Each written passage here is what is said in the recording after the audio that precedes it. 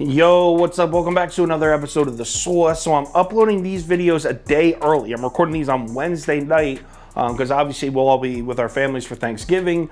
Won't have time to make videos. So this game is actually on Friday. Baylor versus Texas. Let's go. Welcome to The Sauce. The Sauce. Sauce. Hey, get the sauce. All right, Baylor on the road at Texas here. The line is Longhorns minus 8.5, and the early public is even. But look at the sharp money on Baylor early. 85% of the money on the Bears as of Monday morning. But the money does not stay on Baylor for long. Actually, it does a complete 180. The public is still split even, but there's actually now 66% of the money on Texas. Line doesn't move a muscle. We're still looking at Texas minus 8.5. So let's cap this game. If you subscribe to this channel, you already know the first step. We're running the numbers through the spreadsheet. According to the analytics, the line for this game should be Texas minus 15.25. So that's about a full touchdown lean on Longhorns here. So let's start by taking a look at the Big 12 standings here. Obviously, TCU has already punched their ticket to the Big 12 championship game. They're already in.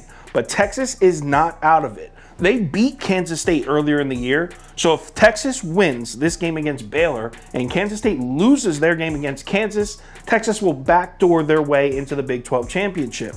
Basically what I'm saying is Texas has more to play for than Baylor here. But this isn't the NFL. There's no tanking for a higher draft pick. Yeah, it's senior day in Texas, and yeah, Texas is playing for a backdoor chance at a Big 12 championship, but Baylor would love nothing more than to come into Austin and play spoilers and knock the Longhorns out here. So I think the main question in this matchup is how committed is Texas going to be to establishing the run game with Bijan Robinson, and which Baylor run defense is going to show up. Because we've seen both sides of those coins. We've seen Texas come out with a complete pass-first game plan several times this year where Bijan Robinson wasn't even the focal point of the offense. I mean, look at the TCU-Texas game. TCU beat Texas 17-10. Bijan Robinson had just 12 carries for 29 yards in that game. And, 12 carries. Quinn Ewers dropped back to pass 41 times. So Steve Sark made the decision to put the ball in Quinn Ewers' hands 41 times compared to just 12 times for Bijan Robinson. And then look at the next game. That's last week against Kansas. Bijan Robinson's looking like Adrian Peterson,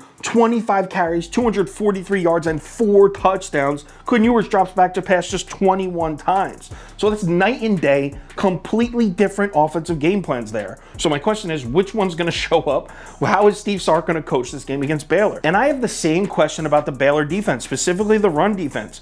Which is going to show up? Because Baylor is a top 3 defense in the Big 12, no question. But we saw this team go into Morgantown and get completely ripped up by the West Virginia rushing game. They had like 219 yards on 5.9 yards a carry. That's West Virginia. This is Bijan Robinson in Texas. In fact, it's been a while since we've seen the good Baylor run defense show up. Do you know you have to go all the way back to week 7 against Kansas to find the last time Baylor held their opponent to under 4 yards a carry? Baylor was real nice against the run early in the season, but it's been a while since we've seen a dominant performance from the Baylor run defense. So we got to ask ourselves, if Steve Sark comes out and he decides he wants to feed Bijan Robinson the ball early and often, is Baylor going to be able to stop it? And I feel like the answer to that question has to be no. So I think it's safe to say that Texas offense should do enough to win this game, but we're not asking whether or not Texas is going to win the game. We're asking if they're going to cover the number.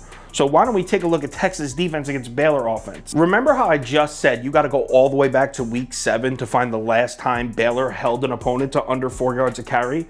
Well, Texas, it's the complete opposite.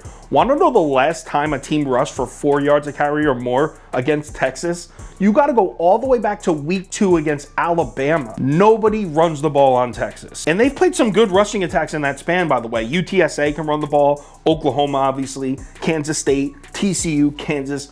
None of them could hit 4 yards a carry against Texas. For those of you who don't know, Baylor is completely a run-first offense, so that's terrible news because Texas has been playing the run tough as hell.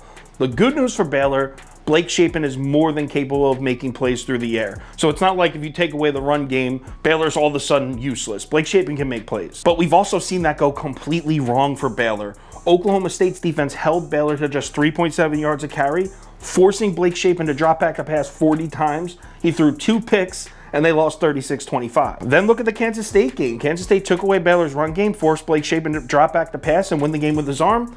Another 2 interceptions. They lose that game 31-3 was the final score. But we've also seen Blake Shapen look really good. I mean, look at the TCU game. I mean, Baylor should have won that game. I mean, I don't care. I had Baylor +2, so I covered. But Baylor should have won that game. That was a miracle that TCU won it. And Blake Shapen was really good. Look, the numbers definitely point to a comfortable Texas victory here, without a doubt. But this is rivalry week. This is Baylor's last football game till bowl season. There's no way they're going out like that. I don't feel comfortable laying this number. I'm going to take the points. Give me Baylor +8.5. Let's go. If anything changes with this bet, I'll let you know on Twitter, so give me a follow there if you're interested. Also, if you want the final tickets that we give out for every sport, bet of the day, parlays of the day, that kind of stuff, head over to KyleKirms.com or download the Sauce Network app. It's Thanksgiving weekend. We know we got 4 days in a row of football. Let's bet smart because a lot of money to make or potentially lose this weekend. So remember to stay smart. Let's have ourselves a good one. I'll talk to you on Twitter.